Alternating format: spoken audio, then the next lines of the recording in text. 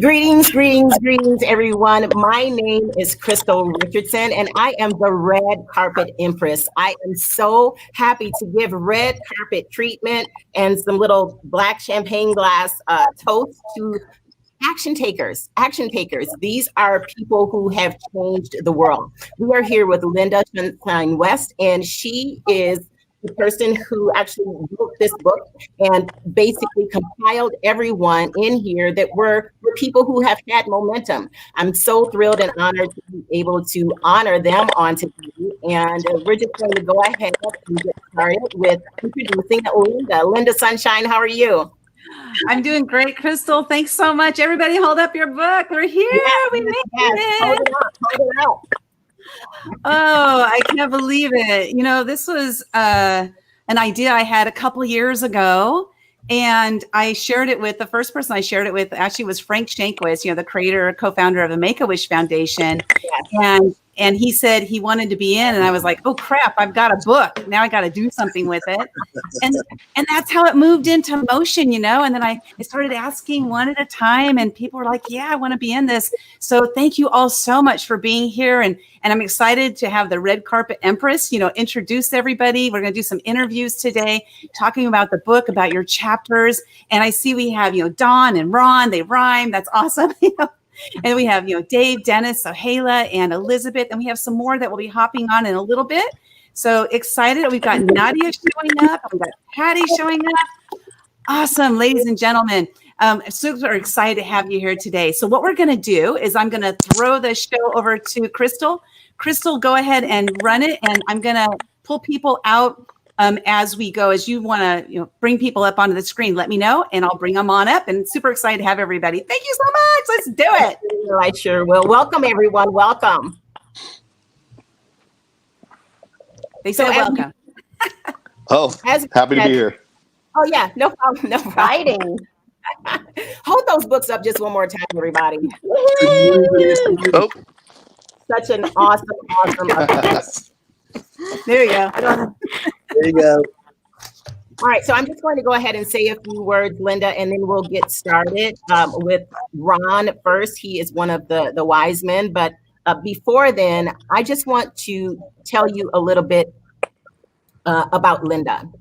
I want to tell you a little bit about Lynda. You know, on here, it says some things that is really amazing related to the fact that, you know, that she was looking up from the bottom of the proverbial or metaphorical mountain, but you can tell right now that she's not. She is such a mover and a shaker. She's a connector. She had on her Facebook related to what's one word to describe her. And there were all of these amazing words. Well, why is that? Because she's such an amazing person.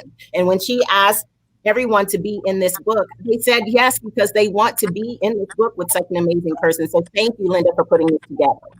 Thank you so much. And I'm honored and blessed to have everybody part of it. And let's launch this book and let's get ourselves to number one. Ready? Let's do it.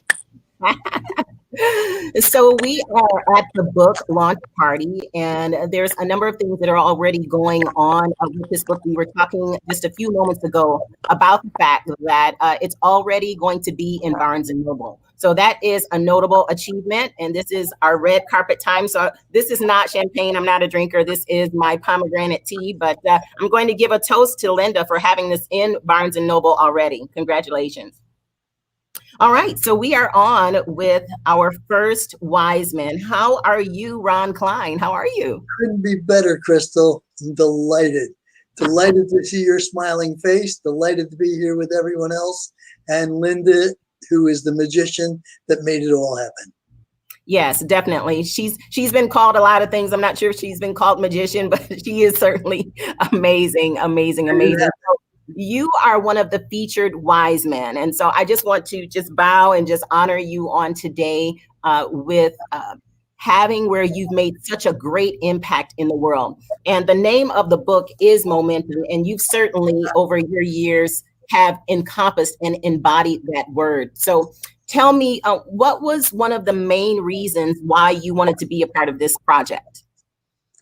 Because I wanted to just primarily, it's very simple. I want to inspire people. I want people to constantly think about reinventing themselves and make a difference and help and make things better and provide benefits. And so for those of you, of the people that are watching that do not know you, can you just give maybe a few of your, just maybe only a few of your notable accomplishments? I play the guitar, and I've been playing the guitar for many years, since I'm 6 years old. I play the bass fiddle also. And Come on, Ron. Okay, and aside from that, I invented the magnetic strip on the credit card. I developed MLS for real estate. I created voice response for the banking industry. I automated the New York Stock Exchange and developed the corporate bond listed trading system. As a few things. Just a few accomplishments, just a few things that you had to have momentum for, right? Right, but I do play the guitar too. Okay, I'll make sure that I write that down for next time we have an interview that Ron. I am proud of one big thing. I'm a senior Olympian. And I won gold medal in the state Olympics for Florida, Sarasota County. Wow. Wow. Cycling. In what event? In what event? Bike cycling. Cycling. Yeah. And I know I've seen you on Facebook with your cycling equipment on. So I want to just talk about one thing that you have in here about challenges. You mentioned that you see challenges as a little house with a front door. Can you explain that? Well, when I say challenges as a little house, first thing I mean, a challenge is the solution to a problem, because a problem is nothing but a frustration. A challenge always has some kind of gift behind it or an opportunity. And I say you have to be smart, daring, and different. And smart is learn something new every day, be very much aware. And to be daring, don't be afraid to make mistakes. So when I talk about the little house with the front door, before you go into that little house with the front door, make sure, and the challenge is in there, make sure there's a way out, there's a back door, so that if for some reason you have to leave, you can leave and move on to the next challenge. So that's how I equate the little house with the front door that also must have a back door. Yeah. Well, we really appreciate you being on today. We appreciate you being in the book, and people need to also go to momentumthebook.com is where you can get more information on that. And we're just excited to have you as part of the launch party, and you are the one who kicked us off. So thank you very much, Ron. Thank you so much, and I'm delighted to be invited as a contributor. Do you have any final comments? Make sure that you solve every problem with a challenge, and behind that challenge is your gift. Wow. Okay. That was a drop the mic moment right there. There you go. Exactly. Well, thank you so much, Ron, your grandfather of possibilities. I met you several years ago at Secret Knock, and I'm so honored and blessed to have you in this book. Thank you so much for being here. Thank you. He's my boyfriend, by the way. He's my boyfriend, and his wife knows it. Watch it, Lynda. Watch it. Watch it. You can be Thanks, my Ron. Exactly. We'll see you later. So, Krystylle, I'd like you to bring up Don Green. He is the CEO of the Napoleon Hill Foundation. He wrote the foreword to the book. And so I wanted to bring Don up. Here he comes. Okay. Well, hello, Don. Hello again. How are you, sir? I'm great. How you doing? I am awesome as well. And you're always great. Every time I see you and hear you, you're on a roll as soon as you get started. So I want you to go ahead and let people know just what your feeling was about being a part of this book. This is an awesome, awesome accomplishment for Lynda and for all of the authors, and for you. Appreciate you writing the foreword. What words of wisdom do you have for us today? Well, there was several things. One is that Lynda as a person. But the second thing is the money is going to charity. And then when she said the title's Momentum. And of course, I've been around Napoleon Hill. I've been CEO for 20 years. Right. He talked about 3 major causes of failure. And procrastination is one of them. Of course, quitting is one. And then inability to get along with other people. But that's so important. Momentum. And that's the thing that gets people. They procrastinate. They don't get started. And the word, I guess she's talking about momentum. We're talking about action. And the word action appears in Think and Grow Rich 77 times. So I think by the time you read it, you should get the message, and that's what Lynda's put across is momentum. You get to be moving. But and I guess I got a long background because I'll be 80 in my birthday. But as a bank president, going on 20 years, I've been doing this 20. But and I deal with some people here in foreign countries, and one of the biggest things is they're waiting till everything is perfect before they start. Right. They never start, Mm-hmm. and that's one of the reasons they're so unsure of themselves, and they were so cautious. I remember I was married 54 years before my wife passed away. And many years ago, she asked me about investing in stocks. Says that seems to be risky, doesn't it? And I said, Phil, honey, the biggest risk in life is taking no risk at all. Mm-hmm. So you got to start from where you are. Right.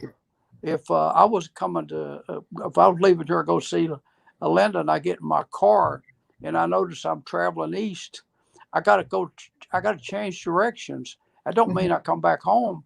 That means I got to go in a different direction because I need to go west. Mm-hmm. And so there's all kinds of reasons to stop and what have you. But I guess it all kind of comes down to quoting Zig. I remember I did a fundraising at a Christian college up in Pennsylvania 15 years ago, I guess. And he said, it all comes down to how bad do you want it? Okay. And we'll apply that to wealth. You can apply it to writing a book. You can apply it to your maintaining your health, and so forth. Is get started, and so many people never start. They have good intentions, and they use them. I use Dennis Waitley's term, who I just love. He's talking about someday I'll. I taught this material 12 times at the University of Virginia when I was a bank president. I called it Keys to Success. And on the first night, I told the students, now, when you get in your dorm or wherever you're staying, I want you to look at your calendar and look for someday. Someday, right. Someday I'm going to start losing weight. Someday I'm going to budget my money. Someday I'm going to start that book. Someday is nothing but a polite lie to ourselves, because there is no someday. Right. We got today, and we start from where we are. And one thing I want to jump in there and say is there was a comment that came across the screen, because the word action is in the transcript. We were talking about like 77 times, and in the foreword you talked about the word apply, that we need to apply the lessons in momentum to our lives. And so that was one of the things that you encourage people to do. Is there any other encouragement that you have for the readers of this particular book? Yeah, so many people, they study, they go from one seminar to the other, and they read and so forth and so on, but they never do anything about it. Mm-hmm. Now, for example, if Lynda and I are together, and I want her to make me a cake, and I go she gets all these ingredients, and I get the Fleury, the vanilla flavor, and all these things goes in it, and so forth, and I bring it home, and I set it on the table, and I said, there you go, Lynda, until she mixes that stuff up and puts it in the oven. I'm not going to get no cake. Now, the first time she does it, it may fall or what have you. So does she quit? No, she keeps on doing it until it's perfected. And that's what we always have to do, is move a little bit closer and take action. And that's the biggest thing I notice in people that take the seminars, take the course, read the books or what have you. Sometime or another, you got to sit down and figure, this is my passion. This is what I'm going to do. And it's easy to make excuses. I had a woman tell me the other day on a new book we got, I did with Jim Stovall. It's called The Gift of Giving. She said, I like to read, but I just don't have time. I said, what do you mean you don't have time? Well, I'm just so busy. I said, don't want to hurt your feelings or nothing, but we all got 24 hours a day.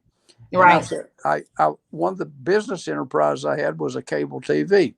And the reason I did it was people on the average watch 5 hours television per day. And now with this virus we got, it's probably more than that. But it's not that we don't have time. We just don't put the importance on it to do it. We all got the same amount of time.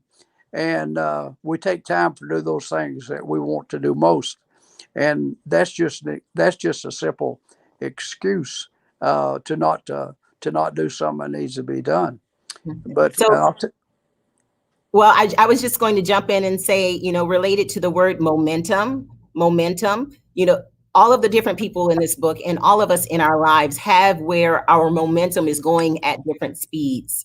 And so do you have any final comments to encourage people to continue to move toward their goals? Yeah, they got to develop faith in themselves. And one of the most important things is that we don't discuss it a lot, but it's autosuggestion, which is simply talking to yourself. There's a book I used in college by, I believe he's an Indian, it's Shad Helmstetter. He wrote a book, What Do You Say When You Talk to Yourself? Now, that's nothing but autosuggestion. Right. And it's the most important conversation in the world. When someone can say to Lynda, you'll never finish that book. And Lynda can tell herself and not make enemies out of someone, but she said, just watch me. But now when Lynda looks in a mirror one morning and says, there's no way I'm ever going to finish that book, we're sunk. We tend to believe the conversations that we repeat to ourselves, and we repeat them over and over till they become a part of us. So we got two choices. We can either say positive things to us, or we can say negative things to us. And we repeat them so much they become a part of us. Right. And it's important is that we give ourselves, get up for the morning and say, God, this is going to be another good day, and what have you. It's just important. And a lot of people, I don't want to be around those people that's talking them negative. Mm-hmm. Mark Twain told us, he said, don't walk away from negative people. He said, run from them. Run from them. because it'll rub off on them. Well, I wanted to just salute you today as we get ready for our next speaker. And I really appreciate the fact that I have the honor to speak with you once again. We've been on a number of times, and also the fact that you wrote a really awesome foreword for this book. Anyone who wants this, you go to momentumthebook.com. And it's will be on Amazon, as well as it's already going to be in Barnes and Noble. So Don Green is the CEO of the Napoleon Hill Foundation, and we just want to salute you for being an awesome contributor for this book. Just one other thing. Sure. They go on Amazon and not only buy the book like I did, but post a rating on there. Post a rating. People check they check the internet and they look the ratings. Mm-hmm. And if you see one or two or see a whole bunch, but people pay attention to how many, and we make it a habit to push and give away books and what have you, and encourage people to rate them. And right. So the more ratings it's got, the more apt is someone scanning the internet. They look up Momentum or look up Lynda's name, and that book pops up, and there's nobody read it. It doesn't look good. You need to get postings on that and promote the book. That's the least anybody can do. Yeah, and thank you for those tips. Today is the book launch party day. So as Don said, when you go on there, make sure that you buy the book as well as post a rating. Well, thank you so much for being on today, sir. It's always a pleasure. Always a pleasure. Thank you. We'll talk later. Okay, we will. Thank you. All right. So next, we will have Dennis. Hi there. Hi, how are you? I'm great, Krystylle. You look great, and it's a pleasure being with you. Thank you.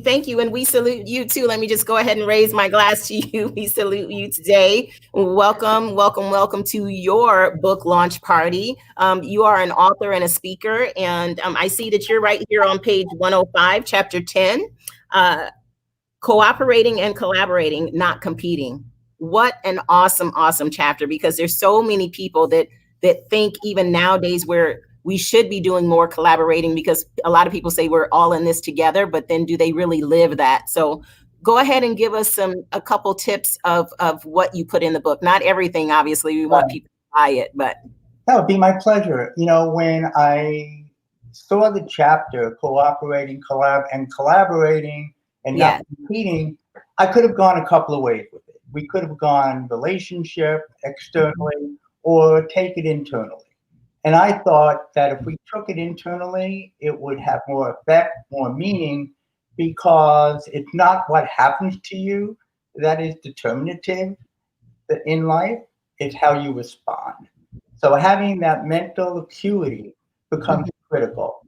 So when we talk about cooperating, collaborating, and not competing, we're talking about what one does internally. And so here's my point. There are what I call the champion triad. And what it is everything exists in life in potential. So we have choices. And consequently, if we see the future and can crystallize that, that's great. Most people don't. And if you have the power to make that happen, that's rather significant, and it leads you on a certain path.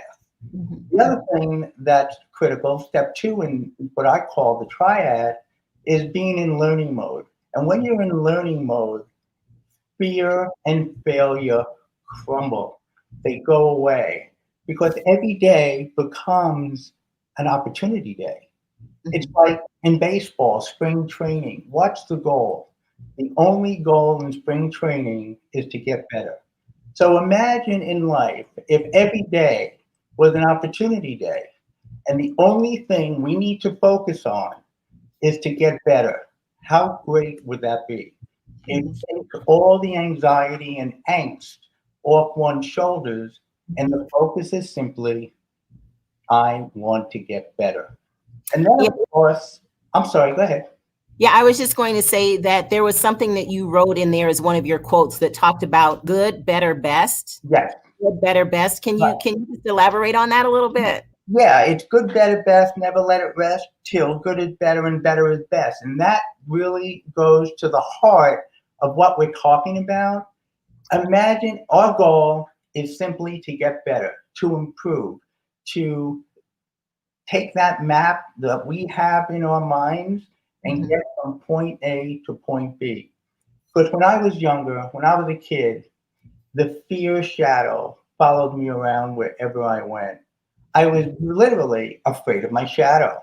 And I realized, looking back, if I knew then what I knew now, I'd be so totally different earlier, and I would have accomplished so much more.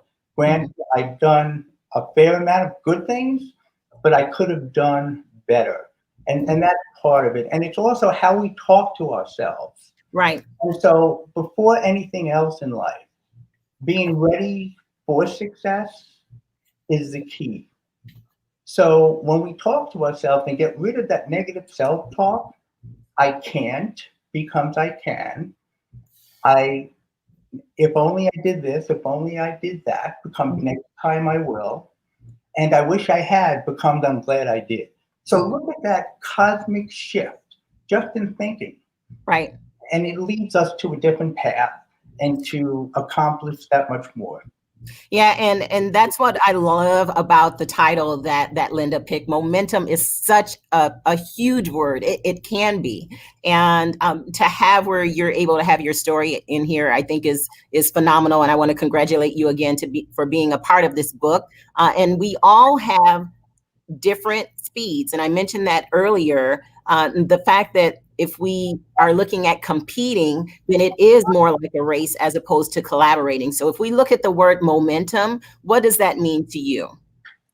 Momentum, what this book entails, encapsulates, if I could say that, is that it offers us the supreme law of the land. And that is, man is designed for accomplishment, engineered for success, and endowed with the seeds of greatness. That is one of Zig Ziglar's greatest quotes, and I've taken that to heart, and that's what momentum means to me. Mm-hmm. Excellent, excellent. Well, do you have any final comments for everyone as we give you another toast and go to our next author? Well, yes, and in life, you can live your life any way that you want, but you get to live it once and make it the best you could possibly make it. And when you have that mindset, you'll be surprised how far you can go, because once you get to your destination, you'll be able to see a little further and go further. Mm-hmm. So that's what I would like to leave you with. Excellent, excellent. Well, we appreciate you being on today, and keep up the momentum. Thanks, Dennis. You bet. All right, next we will have Elizabeth. Hello. Hi, Elizabeth. How are you? Good, thank you. Awesome, awesome. So we appreciate you being on today, and you're the founder of Taking Charge of You. Correct. Yeah, and so I really love your chapter because I talk a lot about focus as well. So you have chapter 11, deciding to be determined, driven, and focused. Correct. Yes, yes, yes. So what caused you to write that particular chapter? Well, quite honestly, the main thing that got me to charge it is, and to write it, is everybody says they're determined, you know, they're driven and they're focused. But when you pause and look back, mm-hmm. you know, unless you have those things, you truly can't be successful. But my main purpose of writing it is I myself has Asperger's. I'm considered an Aspie, and my son has it as well. And, you know, a lot of people write people off with autism mm-hmm. as not being able to do anything or be functional. And, you know, my basis for my book is I'm a John Maxwell certified coach.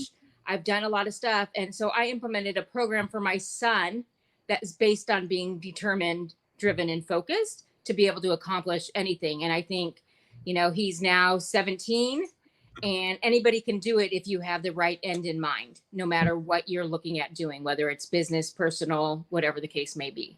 Mm-hmm, mm-hmm.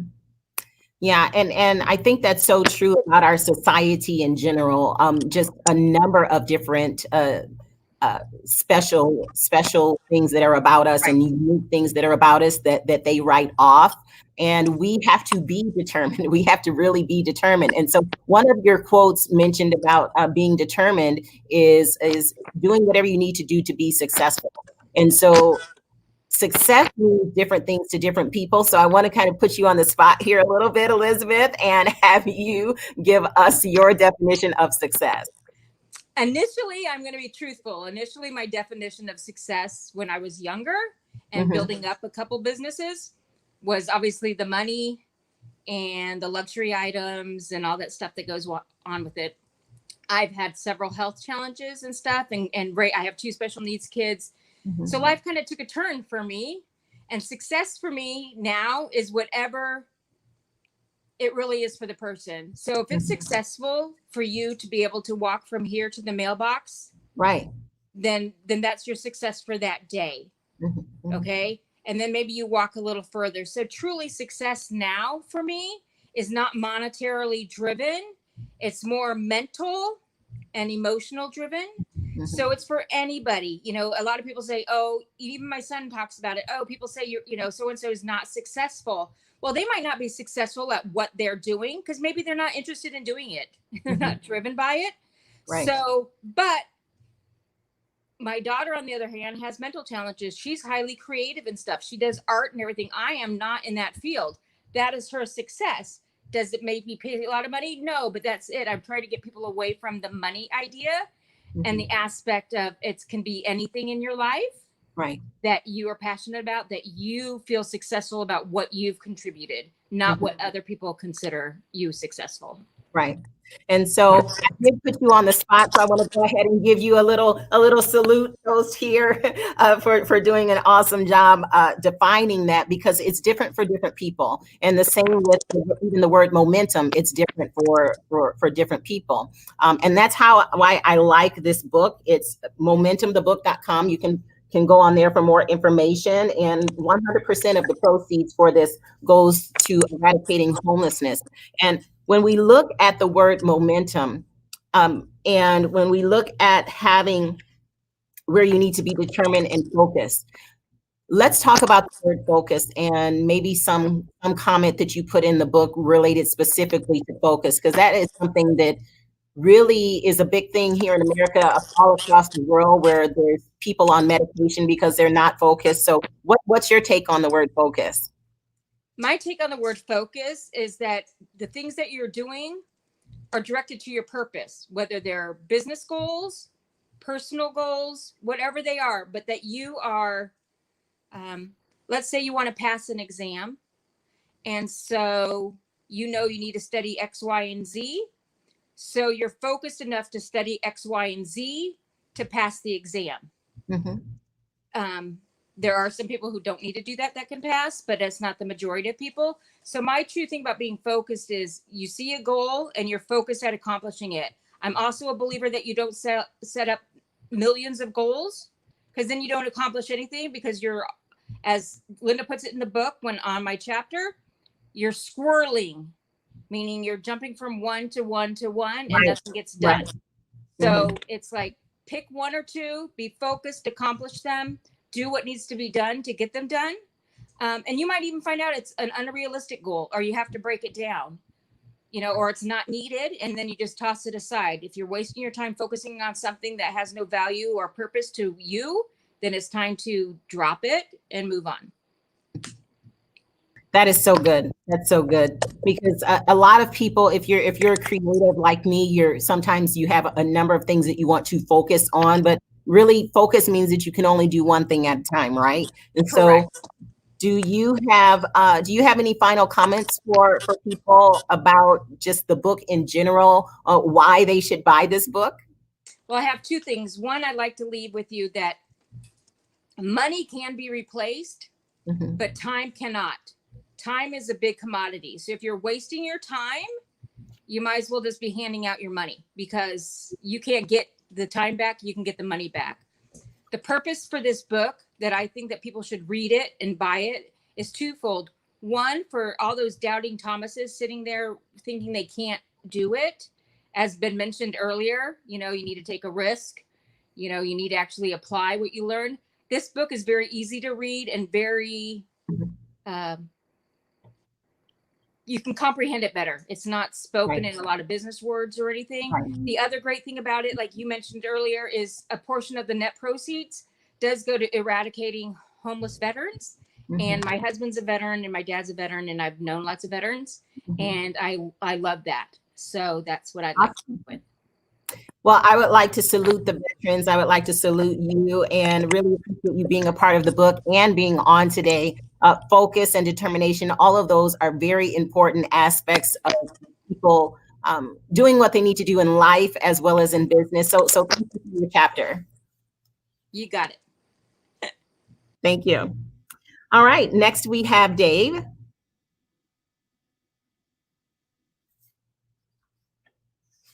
Mr. Dave, how are you? You're on mute, sir. I'm doing great. I thank you for having me here. Honestly, I'm not a speaker by any means, so you know, what comes out of my mouth may be a little bit off, but I just was really, really grateful for Lynda and her creating this book. I've written a few things over the years, and I just recently wrote one. I don't know if Greg Reed's gonna jump on here a little bit later, but I wrote a book with him and Shannon Parsons with The Secret Knock, and I'm just happy and blessed to be here this morning with you. Well, we're happy and blessed to have you here, and you were one of the first ones, I think, that popped on Facebook when I was posting things about being excited about today. So thank you for being on. We want to just give a little bit of information about you so that our listeners know who you are. And you're the founder of Blacklock. Yeah, I formed a company, Blacklock Designs, to be an umbrella for many products that I see coming out from my company. I'm still a student. I feel like I'm just at the very beginnings of what I feel is going to be many years. I mean, long past when I'm around on this earth, contributing. I could say that I've spent a better part of the last decade learning about business, creating businesses, and basically creating products from scratch. And when Lynda asked me to be part of this book, we met and she said, well, I have a few chapters available. One of them's on purpose. And we stopped right there. And I said, look, I don't even want to go past that part. I already know that I need to be a part of that. And I had recently, and if anybody is watching this that hasn't read Think and Grow Rich, I'm rereading it again. I don't know, this is like the 4th or 5th time that I've read it. But every time you read it, as you well know, you're in a different place when you're reading it. So therefore you learn another new lesson. And that book's got so many lessons in it. Oh my gosh, it's just amazing.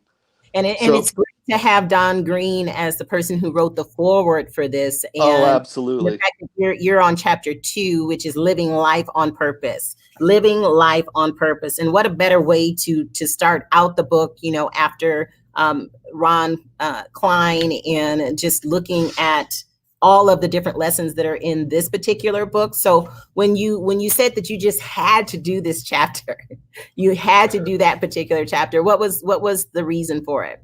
Well, I mean, it's been a few years now. I just know that at that particular moment, I was learning a lot about why we're here on this earth. And it's my belief that we're all here to create and to be happy. And that, I mean, my word for this year was joy, even though this year's been a little bit of, obviously a little bit of funky things going on, but there's still a lot of joy in my heart, and everything that I do with the intention with helping others and creating. And that's just a great place to come from. So I was hoping you were going to say something that was one of the lines from the book, and what you said was great, but I really remember the one line about the guiding force, that having a purpose is like having some kind of guiding force with you all the time. That was one of the quotes that you said. And I think that's so true, because you wake up and it's with you all the time. Like, you wake up thinking about it. You think about it during the day. You go to sleep thinking about it. And has that been true for you? I'm sure it's not just a quote you put in the book. So. Oh, no, absolutely. I mean, and like Ron Green mentioned, I mean, your subconscious mind is a huge part of yourself. And for those listening, oh my gosh, start learning about how you can bring things to life by telling yourself that this is what I'm going to do. And you go to sleep with it, you dream about it, you wake up grateful and just be happy with what you have, and then go and create what you've decided to do and make it happen that day. Don't put it off. Absolutely don't put it off. Yeah. Every day I try to get one step closer to my final destination. And I think that's what we all need to do. And I'm not sure why you gave that prelude there, Dave, because you're doing great. Everything you're saying is sincere. It's authentic. It's from the heart. And so I just want to salute you as one of the authors today here with the Red Carpet Empress. Yeah, you can hold up the back of the book. The back of the book's important. Anyway, thank you for having me. We're actually doing some stuff at the house. We're laying some tile today, so okay. I gotta get going, but thank you for having me. Oh, you are welcome. And thank you for being a part of this awesome project. It's going to really touch a lot of people. And your chapter, I'm probably going to say that about all the chapters, but your chapter is a really important one, because living life on purpose is such a huge thing that we all need to do. So thank you. Thank you. And thank you, Lynda. All right. Well, this has been an amazing, amazing morning thus far. And I just want to let you know that we're so happy to be on the book launch party for Momentum. And this is a project with Lynda Sunshine West. The foreword was written by Don Green. He is the executive director, CEO of the Napoleon Hill Foundation. And it's 13 action takers who have changed the world. The name of the book is Momentum. And we're talking about momentum. We're talking about success. We're talking about being intentional and collaborating, not competing, and a number of other chapters that are in here. We have contributing authors. We also have people that we call the wise men. And so I can't wait to potentially interview more of the wise men as well as the authors. But I just want to talk to you about the book itself. So you will be able to get it on Amazon. It's already in Barnes and Noble, and it is where the proceeds go towards eradicating homelessness is what I was trying to say. And so we really appreciate you all purchasing the book. And as Don Green stated, don't just purchase it, write a comment, just write a little comment. And I can salute you too. I can have another drink, right? It's not champagne or anything that's going to get me tipsy, but I'll salute you too for leaving that comment, because that really means a lot. It means a lot. And so we want to go on and have our next person up. And that is going to be Patty. Patty, are you here? I am here, and I'm super excited to be here. Thank you, Lynda. Thank you, Krystylle, for having us here today. I'm thrilled. You sound thrilled. I'm thrilled too. So we can be thrilled together. This is yes. great. I mean, it's been an amazing journey with Lynda for the last couple of years, watching her and being inspired by her in this process. Yes. And it is a process, and you do even need momentum to write a book called Momentum, right? And absolutely. Fabulous authors just sharing from their hearts. So let everyone know in the book. Well, first, let's just kind of reel that back a little bit. Just go ahead and introduce what you do. Okay, I am Patty Mays, and I'm creator of the 7 Spiritual Essentials for Business Success, and also the CEO at Unif of Soul. That is a resource center that helps professional women become self-reliant, independent, and especially interdependent in their personal and professional relationships. Mm-hmm. And as an author, artist, and holistic business coach, I collaborate with so many and use Unif of Soul as a place for women to come, and also men. I don't exclude men. And in some situations, I work with my beautiful partner, Thomas McGoldrick, in couples and group situations. Okay. Mm-hmm. Yeah. Excellent. So you're the person that's like bringing up the rear here, and, keep the momentum going. Like after we go through all of this to understand momentum and living our life on purpose and all of that, then we come to Miss Patty, and she talks about keeping the momentum going and cutting ourselves some slack. So what's your purpose there? What's your thoughts on why that would be important for us to cut ourselves some slack? Well, as mentioned earlier, I heard about, we go into self-doubt. We go into, I got to get it, Lynda's great for this one. Finish it fast, let's get it done. And it's like, wait a minute. Are we really getting it fully done? Is it really in completion? Let's pause. Let's take a deep breath and center, align, and ground into ourselves. And that way we can get conscious with what we're doing, what we're approaching, what are the processes in anything that we do. And that way, when we get conscious, then we can become clear on our message. We become congruent. And then we can collaborate with others, especially being good with ourselves first. And that ripples out to everybody else. Mm-hmm. So just pausing and taking time to really focus on what is it that I really don't want and what I really want. So those two things are important. Yeah. And when we look at that word momentum, it goes back to one of the other chapters about collaborating and competing. And we need to cut ourselves some slack, especially if we're comparing ourselves to someone else that is not on our same journey. They don't have, our same chemical makeup even. And we are comparing ourselves to something that we should not. And so when we look at the word momentum, and when we look at your chapter about cutting ourselves some slack, is there one thing in there that you wrote that people should just gravitate to and read more on? Because self-doubt, self-acceptance, competing, not cutting ourselves slack, I think is huge. Yes, definitely. And I'm going to read Eleanor Roosevelt's quote because this one really hit home for me. What other people think of me is none of my business. And when I established that, I was able to really hone in on who is Patty Mays and what was her purpose for coming here, right? Just like Dave said, purpose. And I remember, if I may share a quick little snippet, I had this gentleman walked into my office and we sat down to talk before a session. And he said, we were going back and forth, and suddenly he got so angry with me, and he just his jowls, and he's shaking, and he's so mad, and he said, "I think you do this on purpose." And I said, and I just looked at him, and I took a deep breath. I centered, aligned, and grounded, and I said, "Oh, you're right. I do everything on purpose. I live on purpose." And so I didn't see that red button on your shoulder. I didn't see that red button on your nose, or the blue button or the yellow button, right? And he started laughing hysterically, and he said, "Oh my gosh." He said, "I haven't been living on purpose." And so at that moment, it was all about cut yourself some slack. You're doing a great job. You're brilliant. And just take some time to pause. Awesome.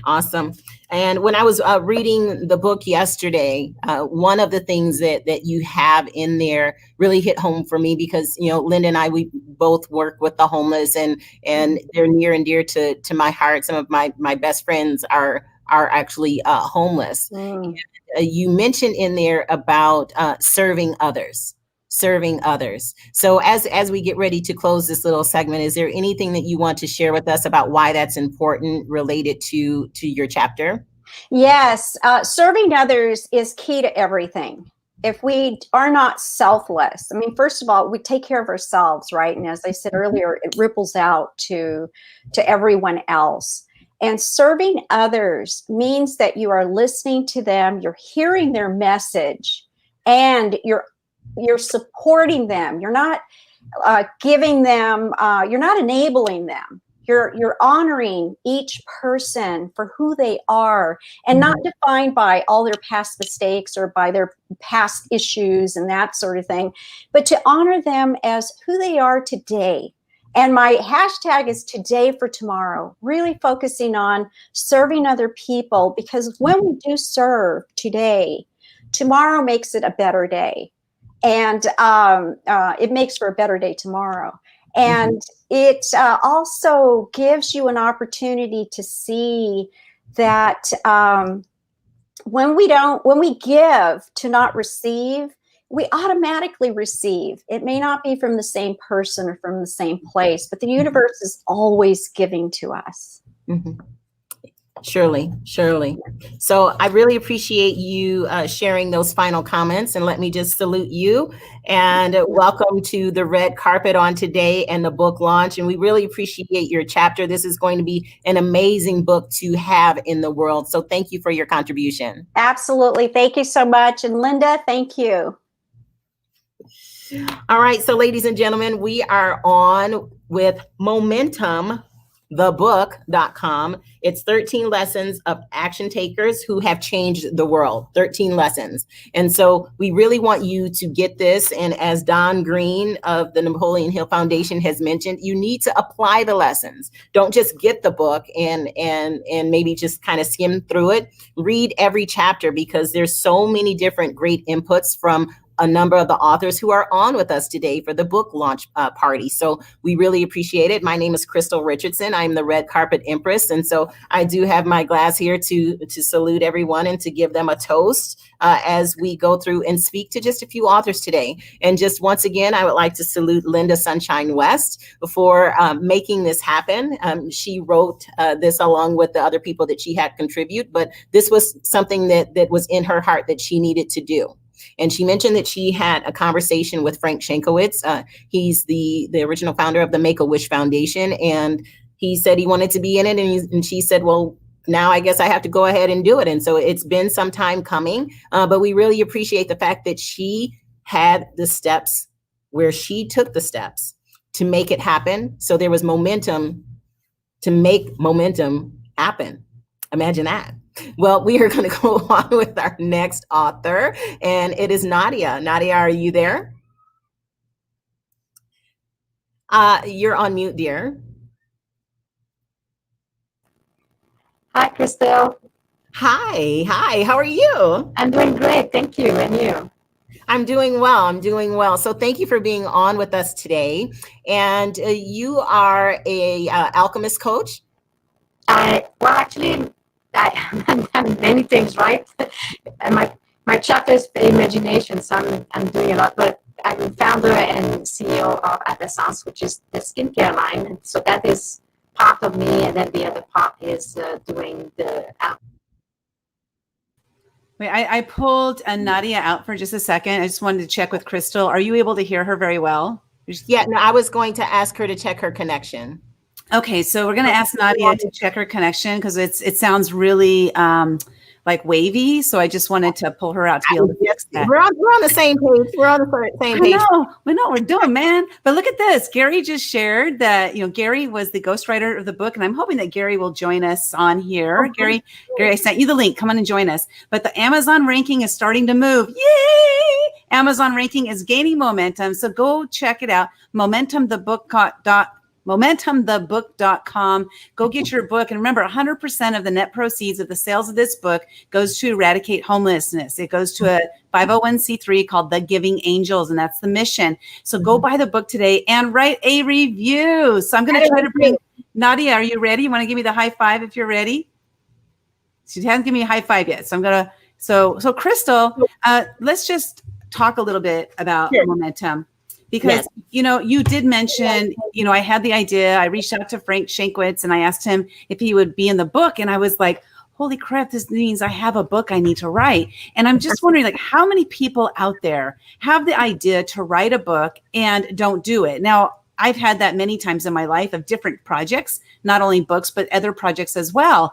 Because I used to be in my life, like Patty mentioned it earlier. She was Linda's like, finish it fast. But, I used to be a starter and not a finisher. So I want to tell you that I swear, a good 50 times during the process of this book, I thought about reaching out to every single person involved and said, you know what? I'm not going to do this. I don't have what it takes. I just don't feel good about it. I don't think I can do this because my finisher-itis kept showing up and saying, you're not a finisher. You're a starter. You're not a finisher.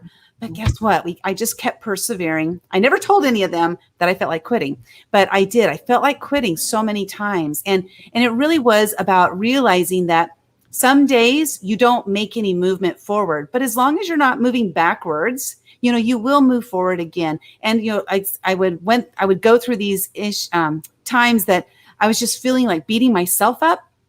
And then I would turn it around and I would say, keep going. You got this. You got this. Don't let them down, because not only will you let them down, you'll let yourself down too. And that was really what helped me to keep going. So whatever it is that you dream, like Nadia is going to talking about imagining the dream. And I love when she talks about this process here. So Nadia, we're good to go?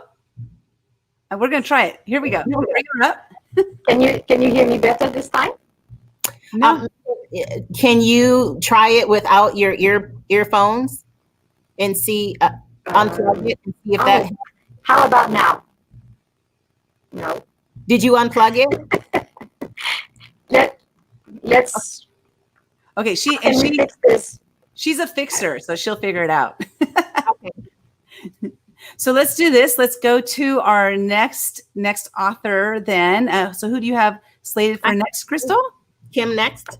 Kim is next. Awesome. We're going to welcome Kim to the show, and I'm hoping. I keep looking for Gary. Gary, calling you on the spot. Come on and join us. Hello. Hello. How are you? I'm great. Awesome. Really appreciate you being on today. Thank you. So fun. I'm just absorbing everyone else's momentum. This is such a exciting day for everyone. And it should be, and it should be. And let me just do another salute to you guys. This is just an awesome, awesome day. He said that the rankings are going up on Amazon, so that's always great, right? And we want to just go ahead. Where's your book? You have your book? Let's just hold up that book there and show it off to everyone. And so here we have Kim, Miss Kim Glass, and she is one of the 13 here. So go ahead and let people know what you do. Thank you for having me. So I am a soft skills consultant. I am an award-winning speaker, a best-selling author, and I love building connected communities and helping people break through their fear through taking leadership. So that is my short version. Okay. And so a part of that short version, though, goes into your chapter. And one of the main words is related to being fearless.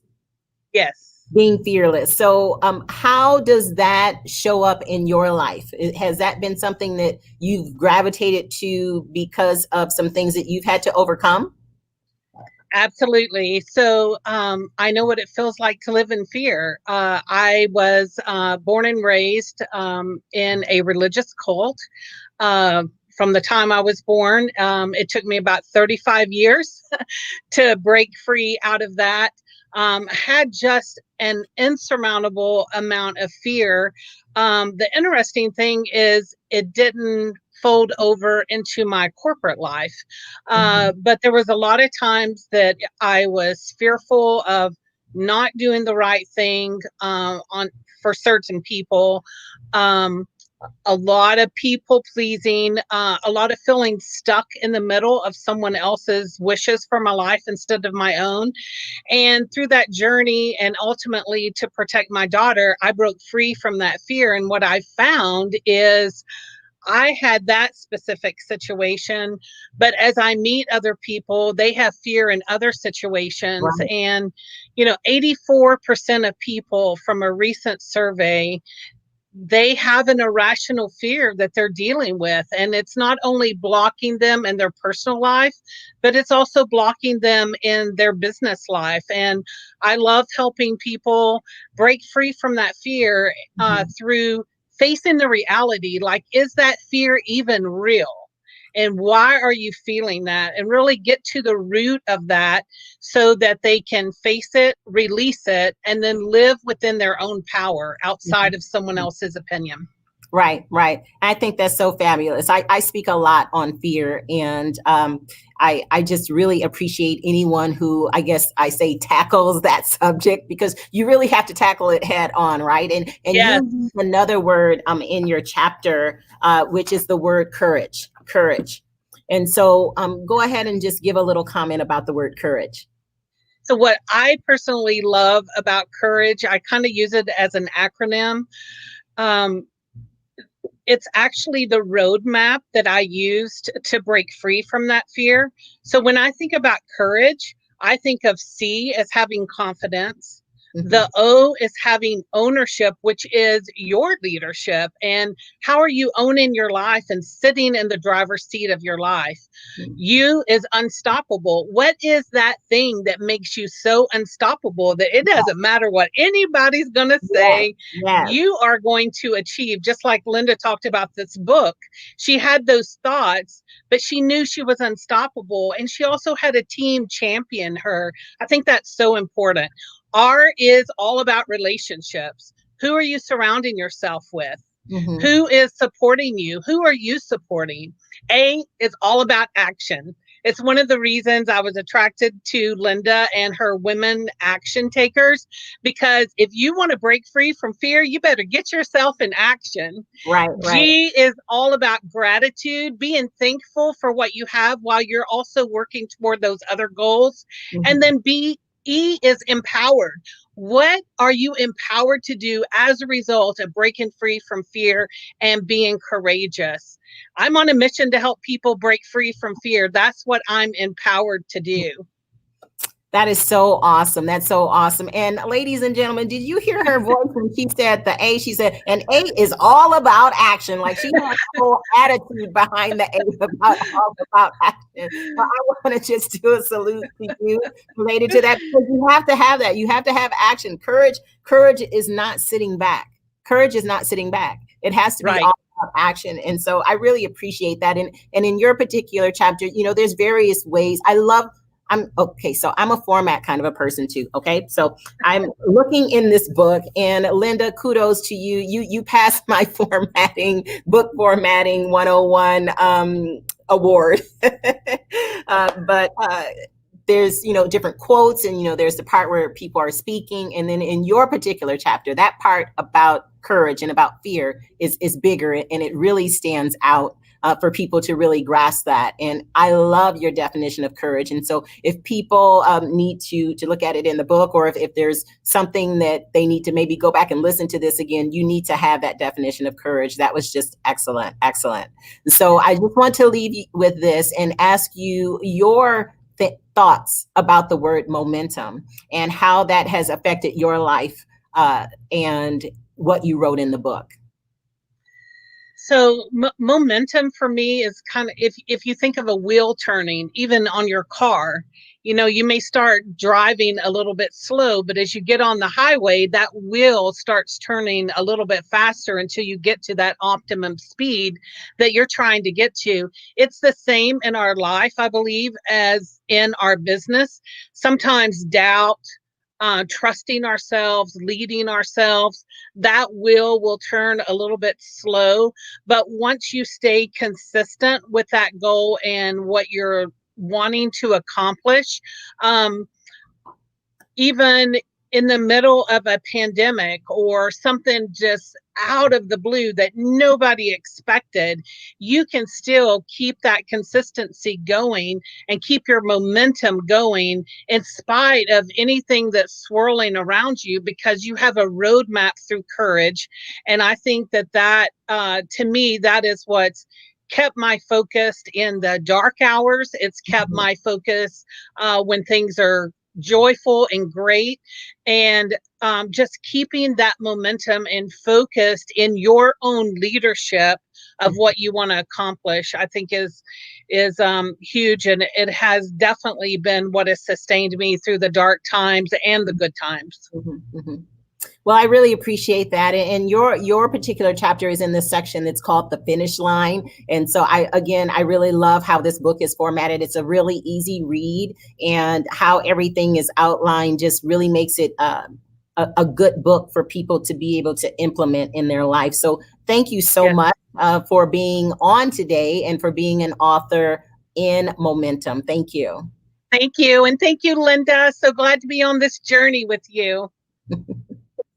All right, so we're going to just have a couple comments here. I want to thank Amy. There was a note that flashed across the screen that she did a review. She did a review for us, yay!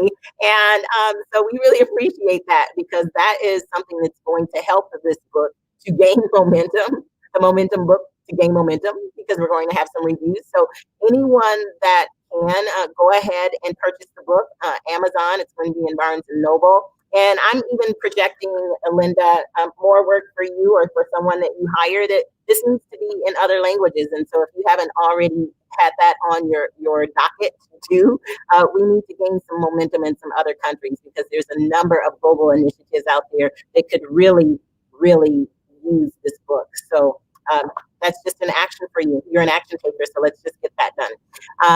MomentumTheBook.com. MomentumTheBook.com. That's where you can get more information. And 100% of the proceeds goes toward eradicating homelessness. And so it's not just buying a book to put money in people's pockets. It's for a purpose. It's for a cause related to the nonprofit that Lynda has founded as well. All right, so we're going to go back to another one of our authors. And is Nadia ready? Okay, you're on mute. Let's try it again. Hi, Krystylle. Can you hear me this time? I can hear you. It's still a little fuzzy, but I think we're just going to go ahead and make this work. How about that? Oh, wait, let's try something different. Let's try something different. Nadia, can you try getting on your phone? Let's try that way because some other people had to use their phone instead. So do that. Maybe I wonder if that's the reason. Because yes, I'm gonna knock you down again and then come back. Okay, I'm gonna knock you out of the studio and come in on your phone. Okay, we'll get her. We're gonna get her. We are gonna make this work. She's yes, no matter what. Even if I have to call her on my phone and we just do the voice. I know. Hey, that's called persistence, right? It's persistence pays off. Who's up next then, Krystylle? Okay, so next we have Annie. Annie. I just feel like I want to sing this. The sun will come out tomorrow. Hi. How many times have people sung that song for you? Just a couple times. Just a couple. And there's a few. Annie, get your gun, and yeah, no, I mean, little orphan Annie. Yeah. Anyway, I love my name, so I'll stick with it. Yeah, same with me. I love my name. I'll stick with my name too. So welcome to the launch party, Annie. Thank you so much. This is pretty exciting. A long time coming.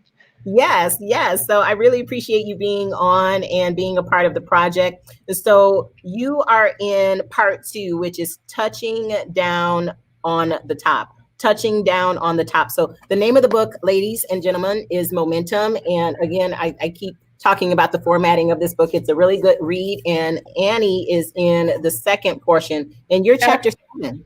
Actually, I'm in part 1. I'm the first chapter and also in part 2. Yeah, I saw your name was in here twice. Yep, yeah, that's me. You have to. So I'm sorry. I just jumped. No, that's okay. No, you're good. No, because on the back, it has your name on the back twice because of the 2 chapters. And that's where I noticed it first. And so then here I get on for the launch party and just go straight to the second one. So let's just start this again. Hi, Annie. How are you? I'm actually really good. Busy, but good. So Annie is in part 1, which is the challenging climb, and in part 2. So you are first right after Ron Klein. He is the first wise man combating the negative. And so what has been something that you can share with us? And you don't have to necessarily get too personal, but combating the negative means that, there's maybe some things that you had go on in your own life that helped you to write this chapter. There's a lot of things, to be honest with you. So it's been a life journey. I actually was born to a mother who was severely mentally ill, although nobody really recognized it until I was in my early teens. Mm-hmm. So I was brought up, in a pretty negative, basically I thought my mother hated me. So you start there, and that's as negative as you can get. And, there was good moments, and actually my life has been lots of shining moments and a lot of adventures. But I did, finally my mother was institutionalized, and that helped sort of free me of like, oh my God, everybody hates me. Right. But I had such the biggest chip on my shoulder, and, severe depression. And so I had to really take charge. I knew I wanted to be somebody productive and successful. So it's been my life to retrain my brain and rebuild my limiting beliefs, because she sunk a lot of them into, and not just her, employers, teachers, and this happens to all of us. And we don't realize what's happening to our subconscious and how much negativity that there can be put upon us. Right. And so I had to finally learn how to reach my subconscious and replace it with positivity. And I now live my life in gratefulness and really feel blessed. And it's a process that I really want to share with other people. But one of the things is that we need to really look negativity straight on, right, and make sure that it's not us, and not allow it to become, impactful on our lives. Well, I want to salute you in relation to that, because negativity, we were talking earlier about fear. And again, negativity is one of those things that people need to understand more on how we can eradicate that. So thank you. Thank you for, oh, you're saluting too. Let's go ahead and just take a little step here. And it's very, very key. And some people really, as you know, don't come out of that. You know, if they're raised like that, it just goes from generation to generation to generation. So again, saluting you for seeing where you have to look straight in the eye, you know, negativity straight in the eye, and do what you need to do for yourself, which kind of goes into the next chapter, if you will. We'll have a little segue right here related to goals, And so what is a tip that you would like to give us related to goals, and what the readers should expect for this chapter? Well, first of all, we should all have goals, and we should all have dreams, and the bigger the better. They may seem impossible, but the more clear we are on what we want to achieve, the better off we are. And what we focus on is what will come true in almost all cases. So I'm going to just tell a little bit of my story and how this affects, you know, and came for me to be writing that chapter, both chapters actually. So I had to overcome the negative. And in the whole process of my life, you know, I was a bad girl in the beginning. We had so much anger, and I was acting out. And so when I finally realized that, hey, this isn't working, I really need to find a way to change myself, because I really want to be successful and productive. And so it's been my life's journey. And by the time I got to that, I'd already sailed for years and logged 44,000 sea miles as a celestial navigator, saw many different lands and cultures and everything, fell in love with the world. But I came back and I missed my opportunity to go to college and do other things, and I needed to find a way to support myself. So in chapter 7, act as if I literally, you know, every time I had a start over moment, they also call me the start over expert, because I've had many. So I always had to reinvent myself. And so when I set my goals and I looked at what skills do I need in order to get that job that I really want, I often had to fake it until I made it. But I became very successful, because I took everything in my life and I made it a creative resume. And so even at the time that I was doing this, it was, you couldn't get a good job without, you know, education in college, and the better degree got the job first. But because I really created resumes that got through. Before my resume went into the circular bin, they go, whoa, what is this?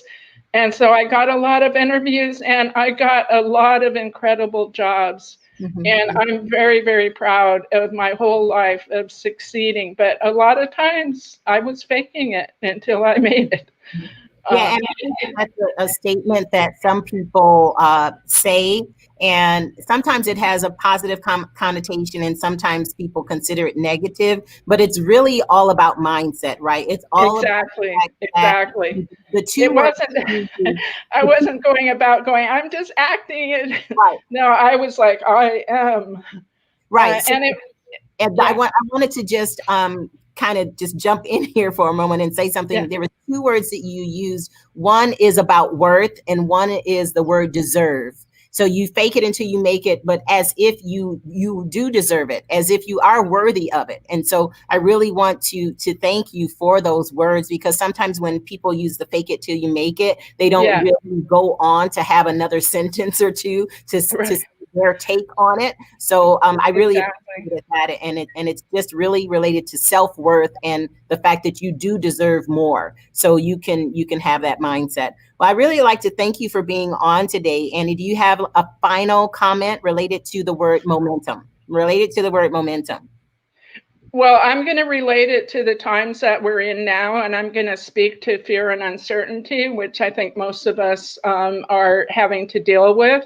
Okay. So part of my whole process is that we can manage our feelings.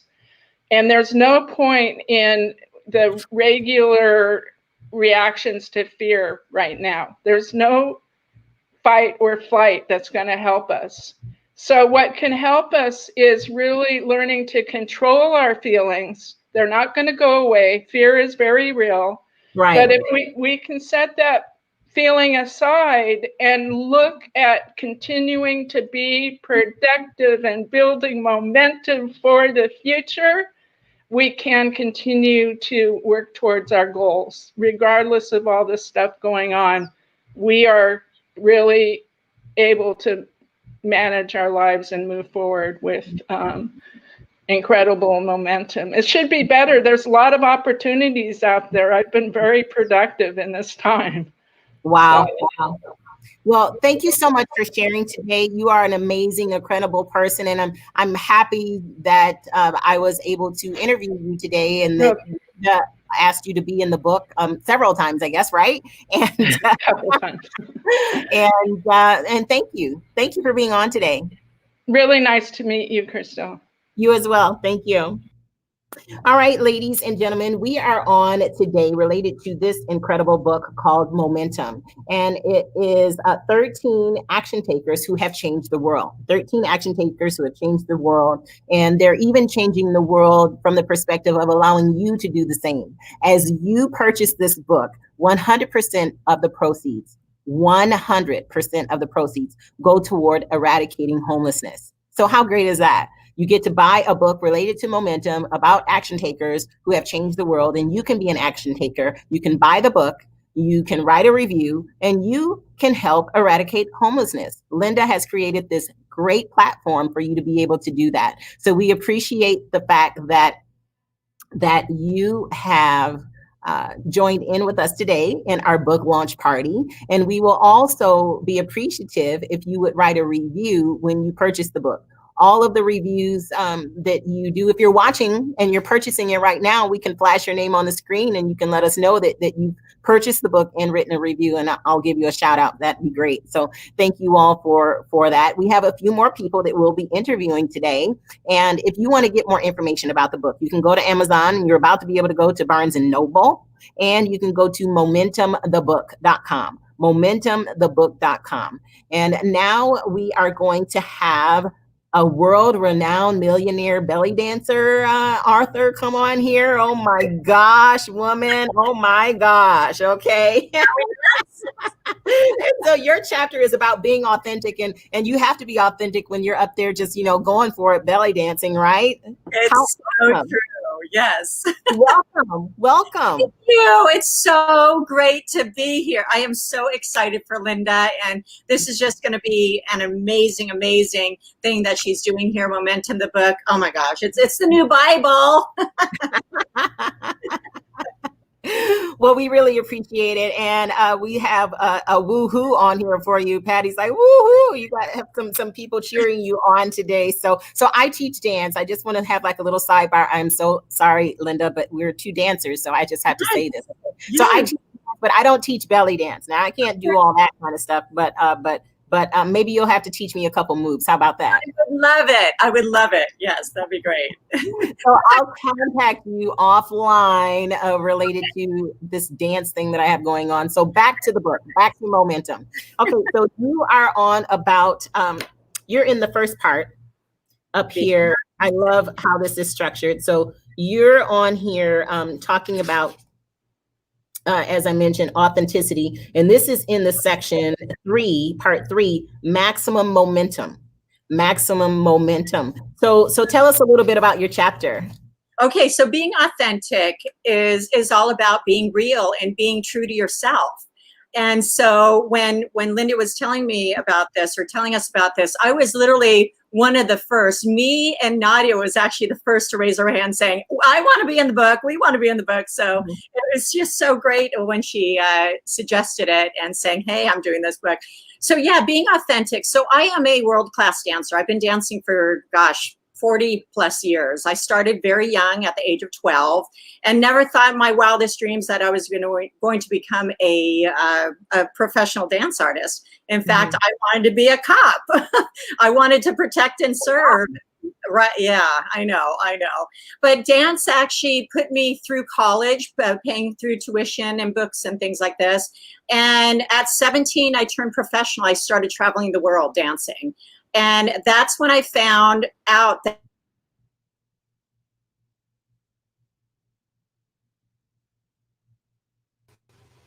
Can you hear her, Krystylle? That's when she found out something. I'm waiting. I don't know.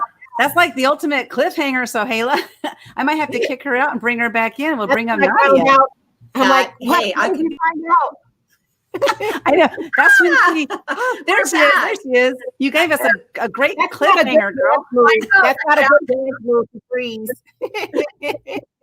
So that's when I found out that I could be anyone that I wanted to be while I was dancing. Nobody could touch me. I could just be all me, right? And so that's how I lived my life. And that's why I love just dancing so much. I love inspiring people and making people happy. When I'm dancing, I see these people in front of me happy. And I'm doing something I love. I am purely authentic and real to myself, and they see the real me. So that's what I just love about it. Yeah, and we're going to be two dance buds. Lynda doesn't know what she just did here by asking me to do this. Oh my gosh. So, and I really like what you said in here about not wanting to lie to anyone. I don't want to give the pre part and the after part. Can you go into that? I love this statement. So, folks, she's going to talk about it, but it's on. You can't necessarily see, but it's on page 93. So when you get the book, I want you to take a look at this. Go ahead and give it. And so being authentic is being real to you. It doesn't matter who is telling you things that you are. You will really know who you are, and you really have to dig deep down inside. I literally use my 5 senses to correlate everything in my life. In fact, that's what I love to do. I help women entrepreneurs stop being invisible and start being invincible. To attract anything they want, to attract abundance, to attract their own success. And success is very different to everybody, right?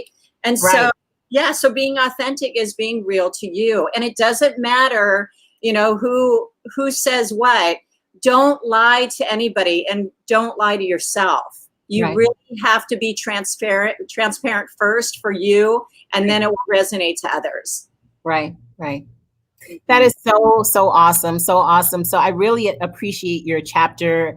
To gain momentum in any area of life, you need to be authentic. You may make some strides, you may make some steps, and it may even look like quote unquote success. It may look like that, but deep down inside that you are not a whole person. You're not a whole person.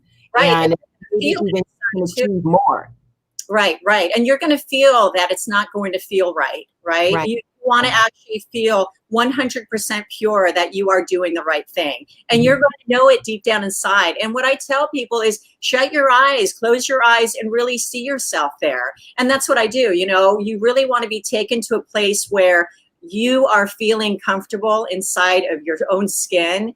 And when you wake up and when you actually wake when you open your eyes, you're going to feel like, oh my God, yes, this is what I need to do. So it plants the seed within yourself. Excellent. Well, I want to salute you and give you a toast for authenticity. That is a very important chapter. And I always say that about everything. I'm like, every chapter is like an important chapter. Every chapter is huge. Every chapter is like the best one. Yes. But authenticity needs to be saluted. So I salute you with our little toast here on the red carpet today with the Momentum, the book. Thank you so much for being on. Thank you. All right, ladies and gentlemen, we are coming towards the end. Oh, I think I'm going to have like a little tear right here, being dramatic again, I know, but this has been really, really great being on with all of the authors. We have a few more people, but we want you to go right now, even if you're listening to this later on the replay, go right now and get this book, write a review, go to momentumthebook.com or go to Amazon or go to Barnes & Noble, or as I mentioned to Lynda, if she didn't already have this, other people in other languages need to hear this and read this. And so we need to get that project started as well. But we're just really excited to be on the book launch party today. We have had a number of toasts. And so we are going to try to toast Nadia. Nadia, are you ready? Are you ready, dear? Are you here? Are you here with me? I am here. Woo! And I can hear you. Oh my gosh. Great. That deserves a toast. That deserves a toast right now. Thank you. I had to join the party for that. Yeah, dude, talk about persistence. Pays off big time. Awesome, Nadia. Oh, okay. So hi, how are you? I'm doing great, Krystylle. This is amazing. I have to say something. You are doing such a great job at this. I mean, I can do certain things, but I cannot do what you do. You are amazing. Well, I am the Red Carpet Empress, and this is one thing I love to do. I just love to pour into people. And Lynda knew I was not going to say no to this because everyone loves her. I love her too. You know, we all have the different things that we love about Lynda. She's amazing, and so I had to be here. I had to be here, and this is so awesome, so Absolutely. Great. Yes. Now, Absolutely. I know I've already said hi to you like 5,000 times. I've asked you how you were like 5,000 times already. But we're here now and we can hear and all of that. So let's talk about your chapter. And what do you have for us today? Imagining the dream. Well, this was exactly, it's funny, earlier Saleha, she said, me and Saleha were the two first one who joined in and signed up at the same time. And that was one of the reasons why I signed up so quickly was I had read Napoleon Hill's, and within 60 seconds to make a decision within 60 seconds when you know it's the right decision. Mm-hmm. And that's what I jumped in and went ahead. But why I was so inclined in getting involved was because Napoleon Hill has changed my life. I mean, the whole and Don Green mentioned earlier that you keep reading his book and you keep learning as you evolve. You keep learning even more. So for me, and I agree with. I know it's a little away from imagination, but when he mentioned about procrastination. Right? Procrastination is one of the biggest enemy for people for not activating. But usually behind procrastination, there's a lack of imagination, which is oftentimes starts from the place of fear. What if I'm wrong? What if I make a mistake? So for me, I was so excited to get into this book and then into writing this chapter about imagination because everything starts there. Everything you have around you. I mean, even Lynda, for her to be able to come up with this, she had to envision it in her mind. Mm-hmm. And that is where imagination comes from. And that's really important. Mm-hmm. Yeah, well, I'm so glad that you were able to be on because I need to toast you. I'm going to toast you before I say what I have to say. Listen, and I'm going to toast you after I say what I have to say. Okay, so here's the toast. And you are the main one that your quote just jumped right off the page at me. And I really want to steal it and like use it and put it on some nice mountain thing to have framed or posted or something. So you said, and I don't want to get it wrong, but before you climb your mountain, you have to first imagine yourself already having reached the top. And Absolutely. Because the reason why that is so important and so key to me is because of the way that you said you and your. Before you climb your mountain, everybody's mountain is different. And everybody needs to imagine being at the top in a different way because everybody's top is at a different place. And so maybe it's because of some things I'm going through in my life. I don't know. Or maybe it's just like really a fantastic quote. But I really, really like that. Thank you. Yes. I really like that. So here's a toast to you for winning. Nobody even knew there was a contest, but you won the contest. Thank you. In the book. I really, really love that. So is there an inspiration as we close out with you? Is there an inspiration behind that?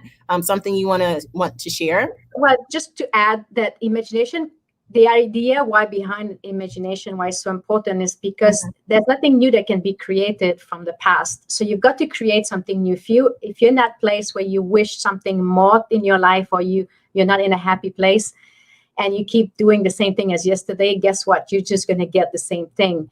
So it is really important to lean into the unknown, to what could be out there. And another chapter that will really help you to attach with that is what Patty says, when sometimes it's really important to shut down and stop and pause, because that's when you find the lesson within. I mean, everything is tie in. That's why it's 13 chapter in this book, because it's not just one chapter that makes it. It's the overall, everybody's information is really important. So it's a whole, and you have to make it together. So yes, lean into the unknown and letting go of the fear, and just be in it, and also be authentic in doing so. So everything ties in. Everything ties in. I love it. I'm like a geeky structure. I'm an engineer by trade. And so, I have the mathematical part of my brain. And so I just really love how it's structured. But there's some comments flashing across the screen. You got me in trouble. Now that you finally are on, you got me in trouble, because people are like, I didn't know that there was a contest. Well, there is a contest, ladies and gentlemen, and she won. Okay, I'm sorry. There is one, and she won. Hands down. Thank you. Oh, so thank you for being on. Thank you for persevering. You had to have some momentum going on there to persevere, to continue to try. And we needed you on because we needed to hear your comments at our book launch party for Momentum. Thank you so much. Thank you so much. You have a fantastic rest of the day, everyone. And thank you for watching. Okay. Thank you. Thank you. All right. Ladies and gentlemen, we are coming towards the end here. We have a very, very special person that we want to introduce you to right now. But I'm just going to go ahead and give a shout out for MomentumTheBook.com once again. This is an incredible book. Incredible people are in it, and it really is an easy read. And so guess what month this is? This is August, September, October, November, December. You can already have where you get this book as a gift. Get it as a gift for a few people. You can order it on Amazon. Don't just order one, maybe order 2 or 3 or 4, okay? And give it to some people. And send Lynda Sunshine West a note that she needs to get this book in other languages, because a lot of people need to read this book. And I really appreciate the fact that all of everything that is going on here, we didn't even necessarily discuss this with the authors, but they are talking about other chapters and how those chapters connect with their chapter. How good is that? How awesome is that? It's really awesome. So at our book launch party, we want to recognize a very special gentleman that's going to come on right now, who had a couple, 2 or 3 things to do with this book. Hey, Mr. Gary, how are you? Hi, thank you for having me. You're doing a great job. And congratulations to Lynda. Yeah. Yes, congratulations. Woo, woo, woo. This is really great. So I want to salute you, and then you're going to tell people why I'm saluting you. So I want to salute you for your part in this. Let me just take it. So why am I saluting you? Who are you? Who are you? I don't know if I'm allowed to say, but boo, I'm the ghost, meaning okay. I collaborated with these 13 wonderful contributors, and yes. Lynda. Obviously, the vision of the book came from Lynda.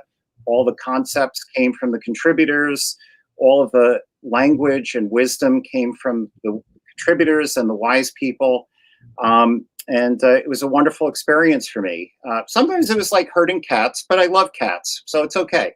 Is that what's like bouncing around behind you? They're like all over in your house back there. No. Just kidding. But okay, so that's great. That's great. So some people are not familiar with that concept, and if you can, you just give a couple, sure, quick seconds so people understand what it is that we're actually talking about. So for about 30 years, I was a book publisher. and an editor is at McGraw-Hill and Glow Pequot Press and Macmillan, all those places. And about 5.5 years ago, I dropped out of the publishing world to be a full-time writer, which was something I always wanted to do. And unbeknownst to me, I did something that I didn't know I was doing. I did an act as if, which is Annie's phrase. I faked it until I made it. I wanted to be a collaborator. I wanted to be a ghostwriter, professional author. And I got my first gig simply by throwing myself out there. And I got together a list of 20 publishing contacts I had and just sent them a note with some writing credits. And lo and behold, that day I got my first writing gig. And 2 days later, I had a contract and a check, and I looked at it and I said, "Oh, I guess I'm a ghostwriter now." Right. So, wow. And the same thing happened with being a literary agent.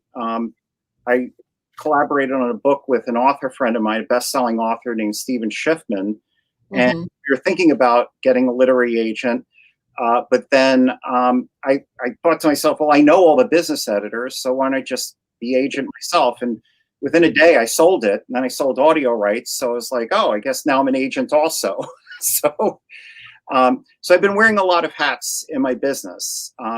Sometimes I write books uncredited. Sometimes I collaborate with credit. That doesn't mean that much to me. It's nice when it happens, but it's not that important to me. The main thing is that the books fulfill the vision of what the author wants, and that the book accomplishes and fulfills a consumer need. Because ultimately, books have to educate, inform, and entertain, and that's what I want to be a part of. Yeah, and so the whole show today, I don't know if you've heard any of it before you got on, but I've been talking about the structure of the book like the whole time. How I really appreciate the writing style in the book and how everything is outlined with the various parts and sections. It really makes it an easy read for people. My cat's poking at me, so I'm giving her. See, herding cats. There's a cat right there. But it is an easy read, and I just really appreciate what you've done to get all the authors together, and then even them mentioning one another's chapters back and forth, as we've been discussing, which is always great, where there's continuity. And so when we talk about a book that's called Momentum, which is like a mass in motion, that's one of the things that Lynda put in the book, and the fact that we all have where we're facing potentially this daunting task, this challenge. And so she had a challenge of putting this book together. You had a challenge of helping to do that. And so I just want to honor you today, honor both of you all with my little champagne toast here. That's not champagne, but to toast you in doing such a great job. It's been such an honor to meet you, because it's a great feat. Anyone who puts a book together knows that it takes work. And it's not just work to put it together, but to have it come out as nicely as this. So thank you for your contribution. Well, thank you for saying all that. And of course, I learned from all the contributors, each and every one. And I was so impressed by how everyone had to overcome their own obstacles, their own blocks to get to where they needed to go. And, I honestly used to think that visualization was a little bit of hooey. But then I spoke to Nadia about it, and I was like, oh, what the hell, give it a try. And sure enough, I'd been doing visualizations about my novel. Not only did I complete it, but I published it, Little Miss of Dark County. So I didn't ghost it. I actually wrote it, credited it. And then I sold movie rights. So visualization works, and I owe Nadia for that. So, and for doing the book. Wow. Yeah. And so it's good when you have where you don't just do the work and just have it as a project, but you actually listen to it and read it yourself and even apply. And then you're like, wow, it actually works. So that's great. That's great. Before I go on to my last comment, we have to give a shout out, because someone just said that they they purchased and did a review. It was Latara, I believe. I may not be saying that right, but Dragu, congratulations and thank you for posting. Let me salute you. Let me salute you for doing that. Let me salute you. Awesome. We have another review. That's really great news. So are there any, since you've been through the whole book, maybe once or twice, or maybe 3 times, what, 4, 5, 6, 7, 8 times? Probably 100. I didn't even reach the number yet, right? What is a final comment that you would have to say that summed up momentum? I'd really be so interested because of your role in this. I think the thing that's so effective about the story is that you have to keep pressing on, because things are going to push you back down the mountain. Things are going to go wrong. And so many people just give up. And they say, well, I've had this setback, this failure. People are telling me that it's not going to work. You're never going to get your book published, or nobody will buy it, or it's going to fail, or they don't even understand your vision. So they're just negative about it. And you have to tune all that stuff out and just keep fighting and going up that mountain yourself, and just believing in yourself and believing in your purpose, because sometimes even your closest friends and family don't get it. And so you have to really, if it's a true purpose, you're going to see it through to the end. Well, that was great. That was like a drop the mic kind of a moment too. So I'm about to put you on the spot, and you better give the right answer. Are you ready? Uh-oh. Are you ready? So, Mr. Gary, would you buy this book? I would, actually. I would, definitely. And actually, I give... You thought it was going to be some hard question. No, I would definitely buy it. And I'll tell you why. First of all, in most cases, because I'm a ghostwriter, but I'm also a publishing person, an editor, and I now agent and such. Most of the time when I collaborate with people, there's a lot of work to be done in terms of the title and the subtitle and the cover. But let me tell you, Lynda banged it out of the park. I mean, she came up with the title. We tweaked the subtitle just a little bit, but it was already there. And the cover design is just brilliant. Yeah. But I will readily say that 999 out of 1,000 times, most homegrown covers are not all that great. And so kudos to Lynda on that. Kudos to Lynda on that. Well, thank you so much, Gary. It was very nice meeting you and reading all of your comments as we were waiting to bring you on. You're hilarious. Okay. Thank you so much. Thank you so much. He's not that hilarious, Krystylle. Don't let it go to his head, okay? We don't want it to go to his head. Oh, wait, let's bring this one up. Lynda rocks. Yeah. Oh, okay. See.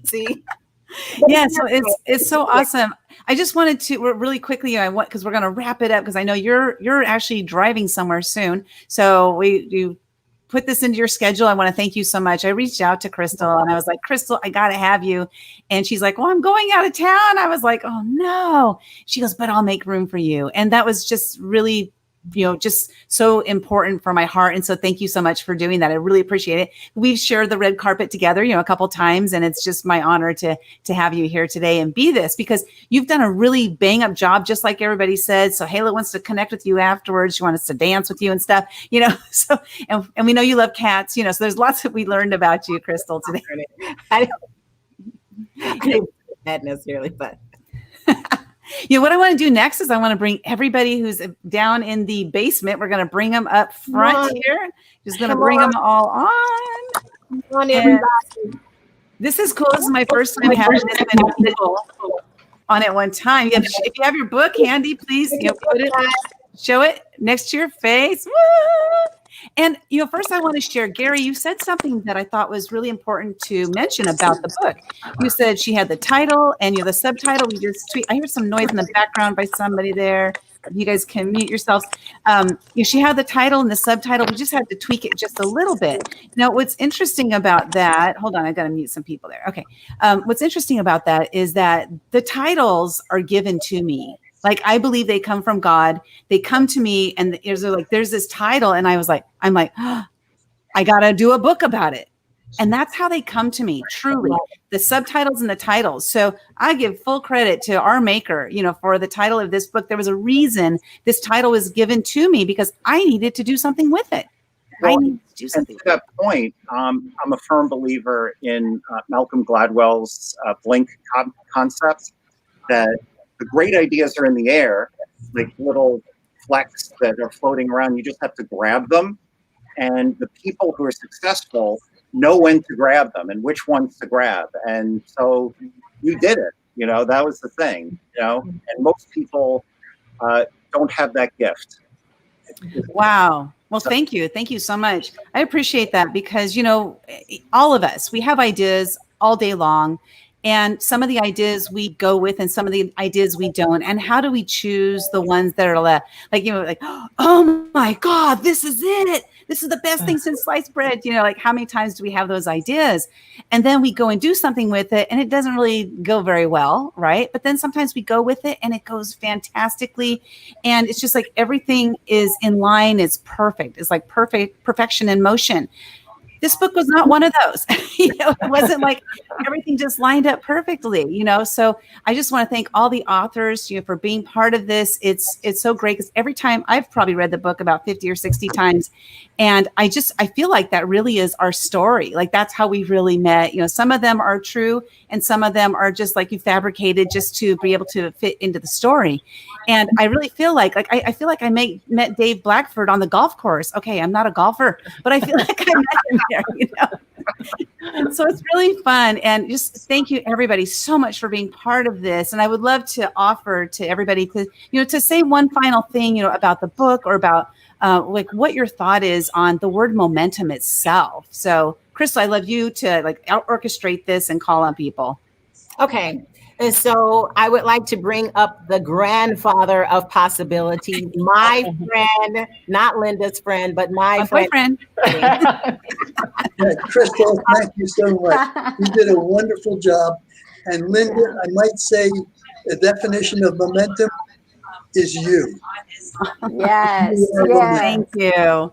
Thank you. That's what I was going to say. Oh, he stole it. He stole it from you. You got to come up with your own thing, so he stole my answer. He stole my answer. See, Lynda, you got this going on now. So. Okay, so all in favor of Lynda being the definition of momentum, say aye. Aye. I'll take it. Okay, I'll take so it. we're done. No, I'm just kidding. We're done. Nadia, your definition of momentum. I think it's keep on going, you know, it's keep on going every time that especially when you hit a roadblock of some kind. Mm-hmm. And you know, never give up. Is you achieve momentum as you, and then the more you do, the more you achieve. So that's what I would say. Excellent. And Miss Annie, I can't wait. Well, I think that, you know, we all go through, you know, and I'm really cognizant of the times that we're in and all the uncertainty and everything, and we can easily get off track. So, you know, I really believe that all our feelings and thoughts are a state of mind. So whenever we feel a pause or like, oh, you know, I don't know what to do, just shift into your momentum and move forward, and it will happen. Mm-hmm. Awesome. And we have the fabulous smile of Miss Patty. What is your definition of momentum? Oh my goodness, momentum. It's pausing, breathing, allowing yourself to get centered, aligned, and grounded. And that way you get conscious, then you get clear and congruent and keep going. Envision yourself there. Mm-hmm. Envision yourself there. That is awesome. Okay, Brother Dennis, what do you have? What do you have for the definition of momentum? Well, first I want to second that Lynda is the definition of momentum. But besides that, I think very importantly, momentum begins with a thought. What people believe to be true is more important than what really is true. And that's where the power of momentum starts. Wow. That was great. We need just like a little moment of silence after that for a moment. That was great. Thank you. Awesome. Gary. Well, I think I'm jumping a little bit ahead, but in the sense that after you've reached the top of your mountain, you've slid down, you have to always think about, well, what's on the horizon? What's the next mountain? Which leads me to, hey, Lynda, what's your next book? Like, no. I got 2 in the hopper, right? I got 2 in the hopper. Oh, there you go. Probably more than 2. Probably more than 2. I do. 2 are in the real hopper, and 2, the other ones are in the other hopper. Yeah. All right, my dancing friend. Stop listening to the noise. Shut everything off and listen to yourself. Wake up, make your bed, and believe in yourself. That's momentum, and keep moving forward. Keep moving forward. Awesome. I love that. That's everybody, right? Except we're going to have Krystylle. But so mine is that nothing happens without action. We can hope, dream, wish, desire, pray, manifest everything we want in the world. But if it's sitting right in front of us and we haven't grabbed it, nothing's going to happen. You have to take the action steps to make things happen. And that's why 13 lessons from action takers who changed the world came about. That's where that came from.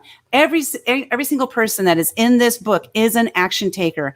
They're taking steps to change the world, and they have changed the world. And so you also can do the same thing. You can change the world. It's just by taking those action steps. Sometimes fear, Annie mentioned it, like everybody mentioned fear.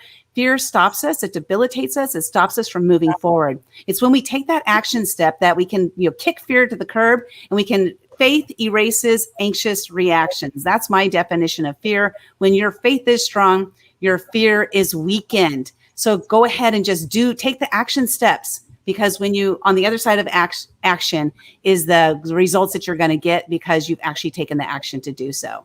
That's my thought on momentum. So Krystylle. Well, you should on momentum. Sorry. Hey, let me do mine again. Yes, so I'll go, then you go again, okay, so that you can be live. So my definition of momentum is to pause, prepare, and push to your purpose. Pause from the things that are going on in your life and going on in the world, prepare, and then push to your purpose.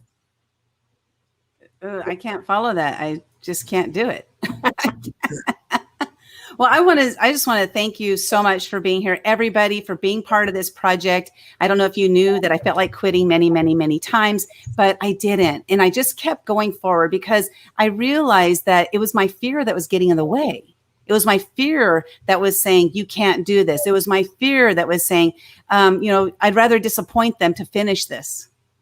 That was where I came from several times during this process. But then I said, wait a minute, you're just letting your fear get in the way. And that's when I kept on moving forward. Some days there were no steps, and some days there were little itty bitty baby steps, but some days there were leaps and bounds that made us keep moving forward. And here we are today launching the book. It's our official launch. And so thank you so much, everybody, for being part of this book. I really appreciate you. And we're going to have more interviews are going to be coming down the pike here. So you guys join us at momentumthebook.com. Please go look at every single author in the book. There's a bio there for you to look at, as well as to connect with every single person. Go to momentumthebook.com. Go check them out. And with that said, I'm going to leave it to Krystylle to close it out. I'm going to pull the rest of us from the screen. Okay. Well, you've heard it here, ladies and gentlemen, here on the best book launch ever. The best book launch ever. This was such fun. Lynda Sunshine West, her middle name is Sunshine, and someone put on the comments that now her middle name needs to be Lynda Momentum West. Lynda Momentum West, because this is a phenomenal book. Don Green, the executive director of the Napoleon Hill Foundation, wrote the foreword. We have 13 lessons from action takers who have changed the world, and they really are phenomenal lessons. Phenomenal lessons. They're easy to read and also easy to apply. We don't want you to just read the book. And I'm not going to say don't buy it if you're not going to apply the lessons, but we really want you to apply the lessons in here so that your life can be changed. These people have changed the world, and you can too. You can also help to change the fact that there's homelessness in the world, because 100% of the net proceeds goes toward eradicating homelessness. And so that is the 501c3 that Lynda is the founder of. And we want to make sure that you help by purchasing the book. Purchasing the book will help that. And not just purchasing it. Don Green made a specific comment that we want you to leave comments, okay? And so please, please, please do that. We've had an awesome time today. I did. Hopefully everybody else did. And I just want to do one more salute to Lynda. Thank you for not giving up. Thank you for not giving up, because if you had, this would not be in the atmosphere, and we need this book. We need this book. Go and read it. We salute all of the authors. We hope you have an awesome, awesome day. There is more to come at momentumthebook.com. There's more interviews. There's more wise men, okay? There's a number of other people that we still need to interview on this. So thank you, thank you, thank you. Momentum, the book, Lynda Sunshine West. Thank you. No, you are great, because you know what? You know why you're great? Because you had the courage to step out of a terrible relationship, to overcome a difficult and challenging childhood, and go out on your own, and then forge a career. Look where you are now. I know. You're on the red carpet. It's freaking amazing. It is amazing. and I did the same thing. I left West Virginia and was able to create what I've created. And, you know, the thing is, it proves that anybody can do it.